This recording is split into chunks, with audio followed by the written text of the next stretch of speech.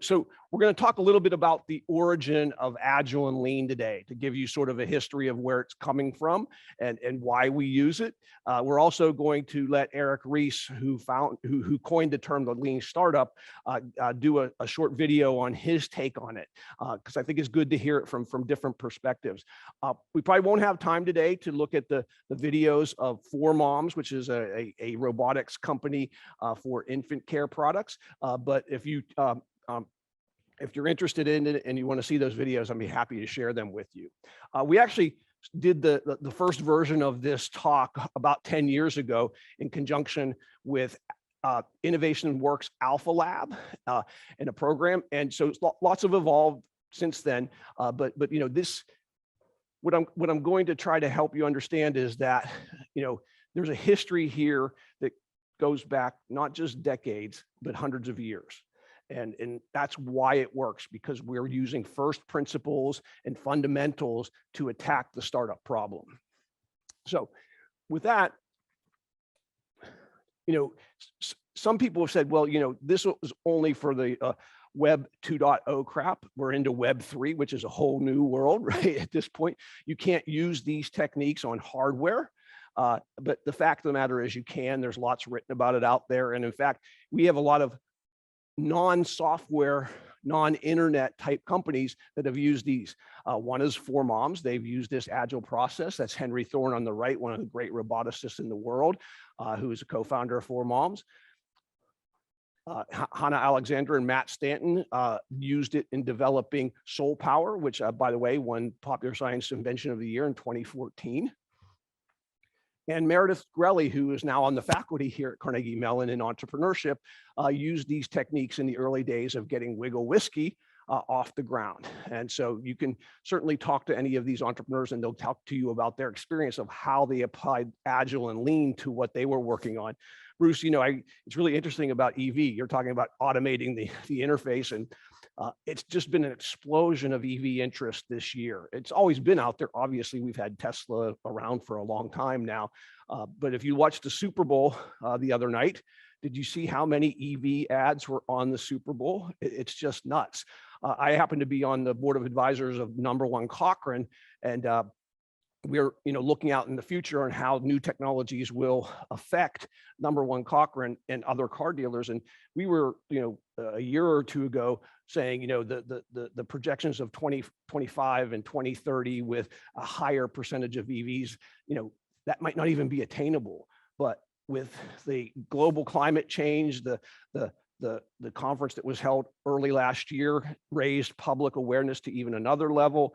The Build Back Better infrastructure project is providing funding to get there. So I think you're going to see a really much more rapid adoption of EV that's out there. So it's pretty cool. Now, I like to start things off with a riddle just makes it a little bit fun. The world record at Carnegie Mellon for solving this riddle is 6 seconds. Okay, so I'm going to put the challenge out there. You can take yourself off mute, anybody who is online, but I'm going to do the old basketball count for the 10 seconds to get it across the half court to see if anybody can solve this riddle. All right, here we go. Old fart, old car, old glory. All right. We're not going to get the world record, but maybe somebody can get it. What is the riddle here? What's in the middle? The sun. And what's below it? Old stuff.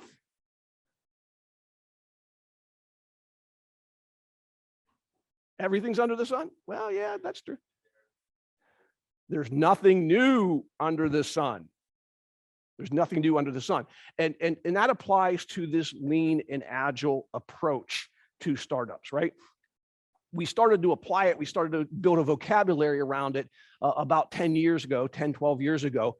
But really, it's leaning on underlying first principles and fundamentals. And I want to make that argument to you all today. So where did it most recently gain traction? Well, with a concept called Kaizen. Kaizen. Does anybody know what the definition of Kaizen is? Speak up.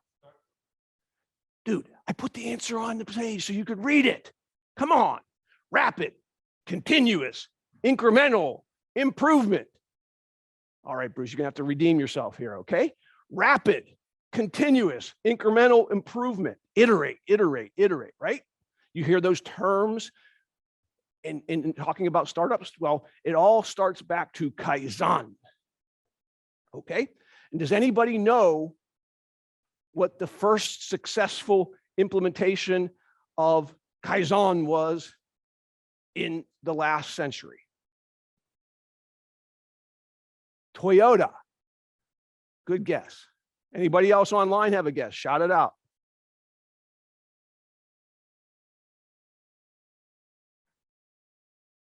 Toyota. That's the only answer we're going to get. Did they invent it? Trick question. Did they invent it? Did Toyota invent this concept of Kaizen? Yeah. Okay. So they're often cited as being the inventors of this concept, but they were the first large-scale implementation of it. And in fact, sort of what happened, and there's a sad story here, which, you know, sad stories always lead to some new, better stories. But at the end of World War II, the United States made the decision to drop 2 atomic bombs onto 2 cities in Japan. They had already firebombed Tokyo and Yokohama to the ground. Which were horrible, horrible things. You could debate that if they would have invaded, it would have even been more carnage, but that's, you know, that's not the point. Here's the point. The Japanese industrial complex was devastated and it had to be rebuilt from the ground up, right? It was a white sheet of paper, and all of the practices that they had used before that had built-in inefficiencies, they had an opportunity to sort of rethink and reinvent the approach to manufacturing. And that led to this concept of Kaizen. And if in the English, Kaizen is improvement in 4 steps, or Kaizen onyo yondanke. And so Kaizen means improvement, right? And that's what we're striving for in our startups, to improve every step of the way. Right. And interestingly, this came out of this training film that was developed, and today's quality award that's giving worldwide, the Deming Award, it was Edwards Deming who actually produced that as part of a Japanese version of the Marshall Plan. Right.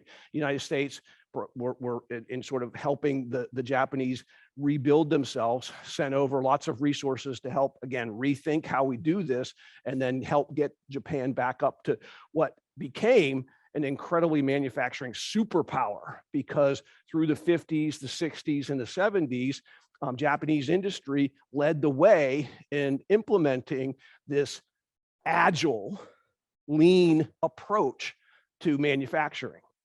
And in fact, you know, it was noticed by other industries. In the late 80s and 90s, the software industry started to say, hey, this concept of lean and agile improves quality and improves productivity. Can we use that in our industry? And in fact, they came up with a thing called the Agile Manifesto in 2001. It was a long time building. You know, it core to the effort were Schwaber and Sutherland, who invented and developed the concept of Scrum, the agile product development process. And they came up with this. By the way, if you ever want to, you know, go to sleep, get the Agile Manifesto and read it. It is a long, you know, detailed document. But if you pull out the important concepts, they're really applicable in the startup world today. The first is we like individuals and interactions over process and tools, right? Individuals and interactions. We're going to get out to the customer and talk to the customer. We want working software over comprehensive documentation. We want to build prototypes, right? We start off with low fidelity prototypes like wireframes, and we work ourselves up using no code tools to show it in working. And then ultimately, when we think we have something that will be useful to our customers, we turn it into somewhat of a working product. There are all kinds of different things you can do along those lines in terms of, you know, a Wizard of Oz approach, the concierge approach in building these prototypes. But Getting something working is important. Customer collaboration over contract negotiation. Let's get to a point where we're delivering real value before we try to figure out how the business is going to work. Now, ultimately, part of the whole startup process, the 0 to 1 process, is testing business model, testing revenue model, along with testing whether or not you're solving a real world problem for them, right? So, and then ultimately responding to change over following a plan, right? One thing that we know about any plan that we put together in the startup world, when the plan is finished and we hit the keyboard with the period, the plan's already out of date, right? So let's come into it with this iterative Kaizen type mindset. So the startup world, starting in the early 2000s, started to recognize this as well. Great entrepreneurs always followed this process, but people that were writing about it and were teaching the process started to codify it. And one thing that sort of happened is they looked at the startup world and said, a hell of a lot of failure out there, right? You know, so they asked the questions, why do most startups fail? Anybody know what the percentage of startups that fail is? Of all startups, from concept and idea to actually doing real work. So we're not just talking about ideas that get left at the conference room table and never get worked on. We're talking about the startups that get worked on, right? What's the failure rate for them? Anybody? 80%? 98%? Yeah, you know, it's hard to get exact numbers, but it's 95, 96 are common numbers you hear. Some people will say 99%. It's a lot. It's a lot. In fact, the NVCA, the National Venture Capital Association, came out with a study, it's been about 5 or 6 years now, about this failure rate. And the results were stunning, at least to me. Is they said that 70% of all startups that received venture capital funding, right? Now, a startup doesn't get venture capital funding on day one, right? There's a lot of time before that they're struggling through getting friends and family money, economic development money, angel money, before they get to venture capital money. When you get to venture capital, these are the experts, right? They're supposed to be able to pick everything that's going to be right and win. But those that receive venture capital, only 70% of those companies returned the capital, even break even, not let alone investment returns, return to capital, only 70% of them. So there's still a lot of failure out there. I got that back wrong. 70% of them did not return capital. I'm sorry, I reversed that inadvertently. But that's amazing to me, right? There's still much failure in there. So we need to understand why. So why do you think most startups fail? There's a number of reasons, but this is the number one reason most startups fail. Anybody? They fail to what? They fail to make profits. That's true. That's failure. That's a form of failure, but that happens later. They build things people don't want. And why do they build things that people don't want?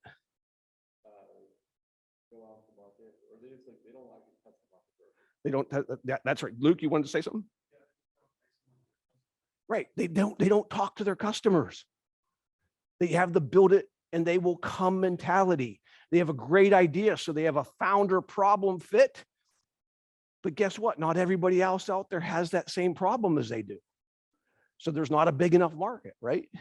So most startups fail because we don't talk to customers early and often enough. So that's a huge, huge piece of what we do here at Carnegie Mellon is customer discovery, getting out and talking to them. Now, in terms of the product itself, once we've gotten customer discovery going and we think we know what they are, the next evolution was a thing called what? Anybody? 3 letters? Minimum viable product, right? That's not what MVP means. It's along the lines of what you were saying. It's most valuable player. It always has been. Why would we want to build the minimum viable product, right? Like viable, that's not cool. Sean Ammirati will do a talk about lean agile development, and he'll tell you a story about entrepreneurs in Portugal that were two dudes that wanted to build a website for wedding planning, and their minimum viable product, their customer was brides to be and their mothers, right?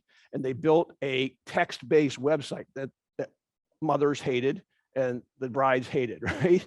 Because it was a minimally viable product, right? It worked, it did all the right things, but it was ugly as hell. So Sean coined the term minimally awesome product. So that's what we use here at Carnegie Mellon instead of MVP. So when you hear MVP, I want you all to do the transformation in your mind to minimally awesome product. It's got to be compelling and interesting for people to use, okay? Really, really important. So this idea of talking to customers early and often and building these prototypes along that fidelity curve of very low fidelity to mid fidelity to higher fidelity, we want to marry them together. And the important thing here for most technical co-founders is customer development, customer discovery is just as important as product development. They're both important. And if we overlay this concept of Kaizen, rapid incremental continuous improvement, okay, these are the guys that put the vocabulary out there. If we put those ideas together, customer development, so customer discovery, customer validation, together with product development, right? Sort of, right? We get that iterative look of Kaizen, rapid, continuous, incremental improvement, right?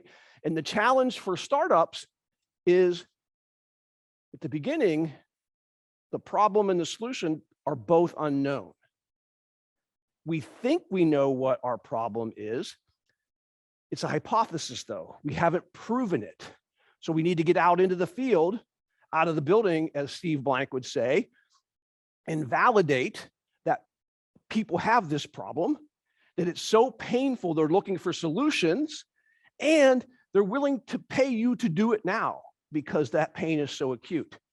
And then we have to look at, are there enough of those people that have this problem? That's the market size issue, right? Is it worth your time as an entrepreneur to solve this problem? Is it too small of a problem, or is it a big enough problem, right? And the funding of how you go and solve these problems comes into play, because if it's a small problem, venture capital doesn't want anything to do with it. They're looking for 100x returns on their money, right? So if you want to do a venture capped high growth business, you've got to look for those people out there that have this problem, are willing to pay to solve it today. And there's a lot of them, okay? On the product development side, it's unknown too, because if we don't know what problem we're solving, we can't necessarily build the right thing. And that's why we go from that low fidelity curve up to the high fidelity. The high fidelity costs more to do. It takes more resources, right? So we're going to try to validate with our solution, once we have the problem, with these lower fidelity things first, before we spend an enormous amount of time and money to solve that problem completely, okay? And we'll talk a little bit about that later. We have a way of measuring that. So the concept of customer development meeting product development iteratively, right? And when we get through one iteration, we decide whether or not it's right, and we can then, if it wasn't right and we weren't right and we aren't going to continue, we can pivot, right? You've heard that term pivot before. So those are the concepts, right? Sort of customer development and product development are just as important together in this iterative loop. That's the lean startup. Now, we're going to come back to the riddle that we had before. I explained to you Kaizen and how Kaizen led to the concepts of lean and agile, and then how that led to, in the startup world, this lean startup concept. And so you would do the math, and that started in 1945, and today was 2020, so we're some 60, 70 years into it, right? Guess what? It always existed before that. Do you know what it was? You all learned it in middle school. This is nothing but something very important you learned in middle school. Anybody? Any guesses?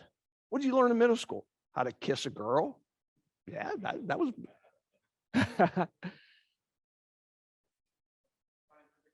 The scientific method, exactly.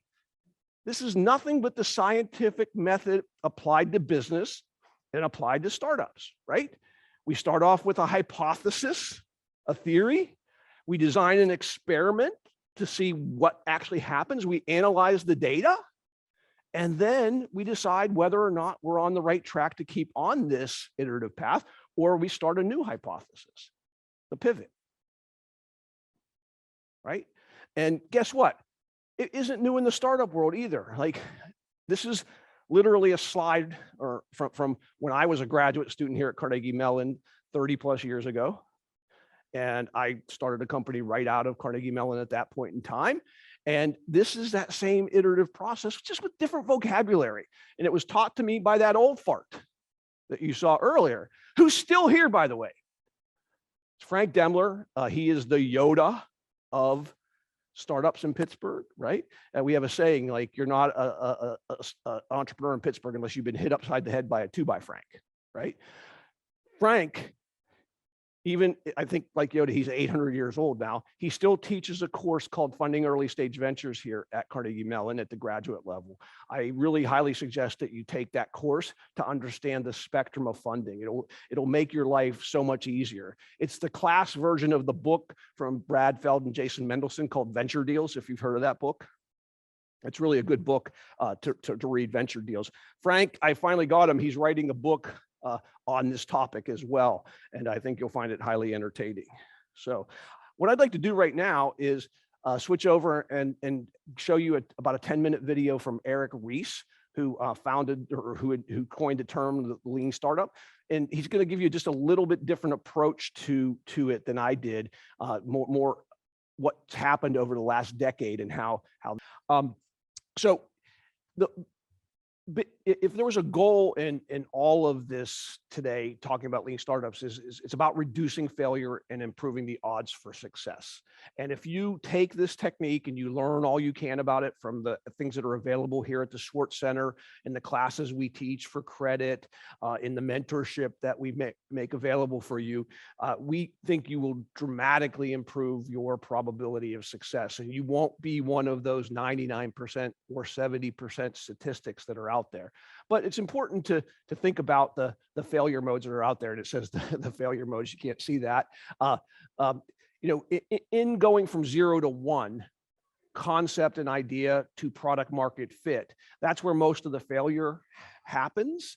And so we want to put you on the lookout so that you position yourself for success. The first is the false positive, right? You talk to a few of your friends. They say, oh, Bruce, that's the coolest idea ever. Luke, I love what you're doing. Keep doing it, right? That's not real feedback. That are people who care about you, giving you the old attaboy and patting you on the back because they want you to feel good about yourself. You know what they're muttering to themselves when they walk away? That dumb son of a bitch. Why is he wasting his time doing that? Right? So really getting out into the real world, talking to people that you don't know, who are going to give you honest feedback, using design thinking techniques. Design thinking is a really, really important skill set for entrepreneurs to have, because interactions are not always just one-on-one interviews. There's shadowing customers. There's different kinds of critical interviewing while they're working in process. They're designing experiments. So I can't get into all the detail. We don't have enough time, but get out there and look at design thinking. It'll help you avoid the false positive. It'll also help you avoid its opposite, the signal to noise problem. You've gotten a lot of feedback from a lot of different people, and you getting conflicting answers from those people, and you're confused. Well, typically it's because somewhere in the design of your interaction, you've introduced bias. And so again, looking at design thinking techniques can help you remove the bias from the interaction so that you're getting truthful information back from the audience, right?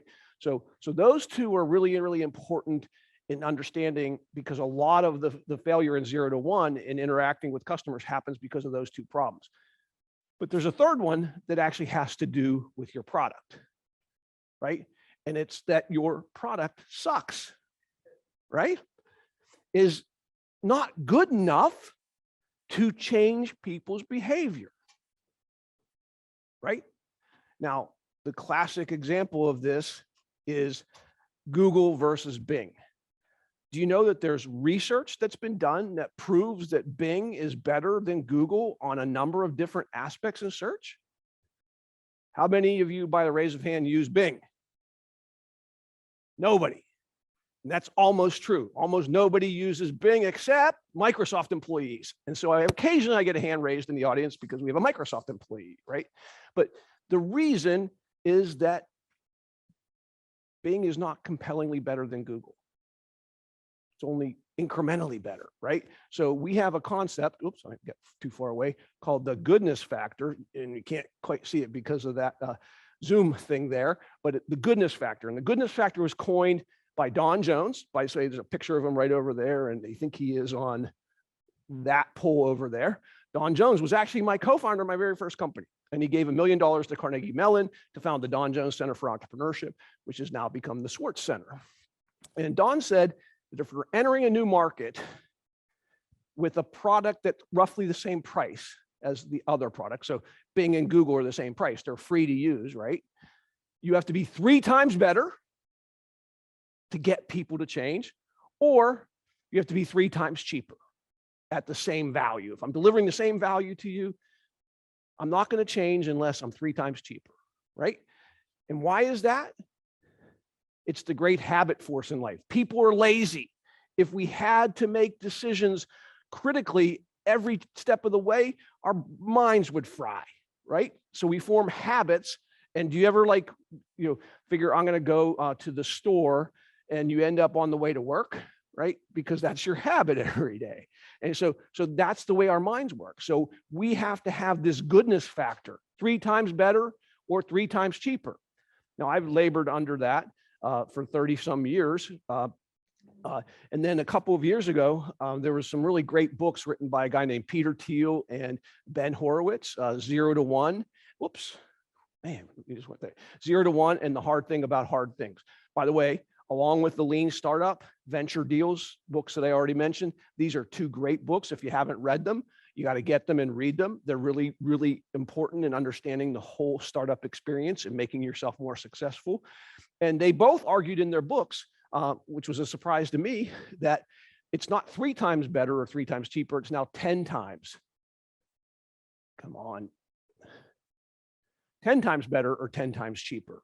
And the reason being is that information technology, access to data, information, et cetera, via the web, via the cloud, via your cell phones, has made so many more opportunities available to get your attention. It actually has to be 10 times better or 10 times cheaper now. Now, those numbers are arbitrary, right? Like every industry, it's different. But what you need to remember as an entrepreneur, and you got to constantly measure for this, is, am I compellingly better or compellingly cheaper? And if you're neither of those, your customers won't switch. Okay? And the next lesson here is that you as a startup are a nobody that nobody sent, right? Bing, although nobody uses it, it has a brand and people recognize that. If you came up with the next best search engine, right, no one would know who you are. So you need to communicate why you matter to your customers in ways that they will get right away. And so what we have here are quantitative benefits. And again, I apologize that we can't see the title there. Quantitative benefits. When we're communicating to our customers, whether it's the elevator pitch when we're first meeting them, or it's the detailed discussion about what the product is and why they should buy it, we've got to quantify it for them. So we can show the 3 times or 10 times better, or the 3 times and 10 times cheaper. And what I'm going to argue to you is, and think about what benefits are. Like, I want you to just think about it in your own life. Like, what do I like? Why do I like it? Because that's the value proposition. That's the benefit, right? I'm going to argue that there are only 3 benefits in the world. That's it. That's all there is. 3 benefits. And you have to communicate your goodness factor to your customer, to your investors in these 3 benefits, all right? The first one is saves time. Time is universal. right? Saves or makes money. Other than currency conversions, right? Money is money. It's a store of value, right? And we have these conversions that allow us to, take a yen and turn it into a dollar, right? So saves time, saves or makes money. Does anybody know what the third one is? I call it the Zuckerberg benefit, right? The Zuckerberg benefit. You remember him? He, what the hell's the name of his new company? Adam? Oh, Meta, backwards. Meta. Facebook, right? Now, why did Mark Zuckerberg start Facebook? You saw the movie Social Media.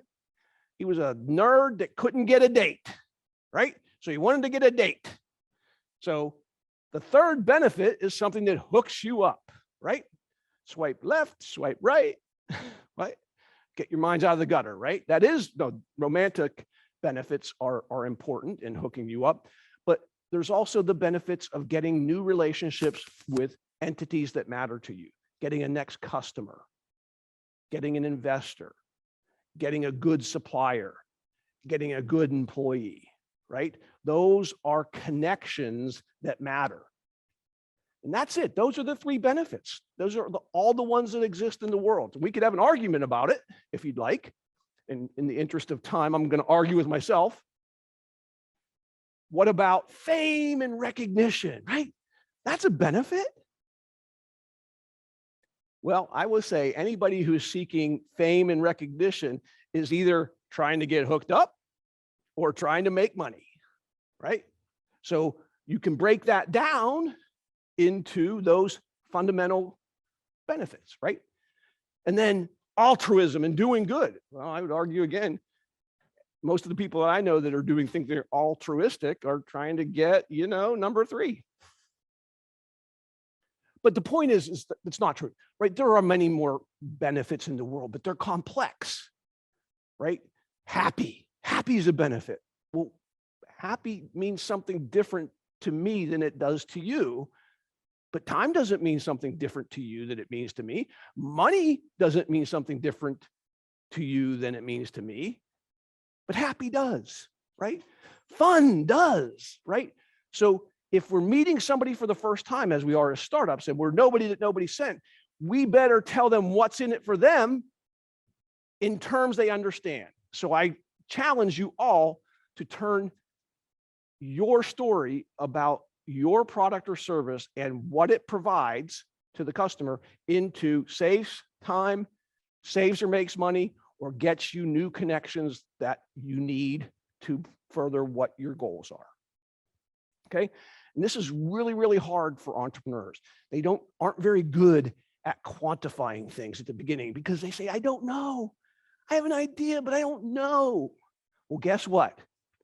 You can know, because you can put together a set of assumptions that you can quantify and say, hey, my new widget gives you 5 times better whatever, right? And the way that you do that is you quantify the assumptions, and you're not lying. These are assumptions that you can back up logically. They may not be true over time, but they're rational, right? So your first goodness factor, as Frank Demler would say, is aspirational. I aspire to have that goal.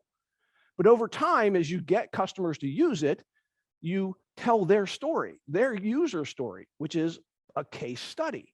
So we start with an aspirational goodness factor. We get a case study that we have anecdotal data. And then over time, as we get more and more customers, we have data that gives us the magical 3-letter word, ROI, return on investment for our customers, right? So what starts as a little model, a little simulation of a goodness factor, becomes anecdotal evidence, becomes irrefutable evidence in our ROI, right? So that's where we're going with that. And we use tools like the business model Canvas. Alex Osterwater has a great model to help us sort of figure this out. Who is our customer? We can't serve all customers at the beginning. So we have to segment it down to the early adopter customers, right? We have to give them a value proposition. And you need to turn that value proposition not into just pros qualitative, we make it quantitative with the goodness factor. All right. So that's really, really important. And that turns into this tool. Now, real quickly, because that's the last slide that I have, is the business plan is dead. The business plan that we used to think of doesn't exist anymore. But long live business planning, right? Business planning is important. So I look at 3 levels of business planning. The business model canvas is our internal business plan. Our pitch deck is our external business plan that we show to investors, that we show to potential customers. And then below the business model canvas is we quantify the items that are in that. And we'll have a lecture on business model canvas coming up soon. We turn that into numbers. Everything on the business model canvas can be turned into a number, and that becomes our financial model, right? So those 3 documents, those 3 tools are really, really important. Business model canvas, internal, quantify it becomes our financial projections, and turning our business model canvas into a coherent story where we show that a problem exists, that we show there are customers that were willing to buy our solution, and we show how big it is. That's the essence of the investor pitch. All right. So in closing, this is sort of the process we use here at Carnegie Mellon. We teach, we roll up our sleeves as entrepreneurs in residence, as mentors, to help you reduce the risk of failure and increase the probability of success. Thank you. Woo. All right.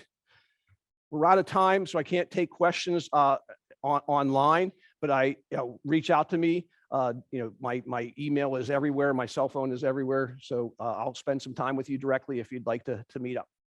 Thank you.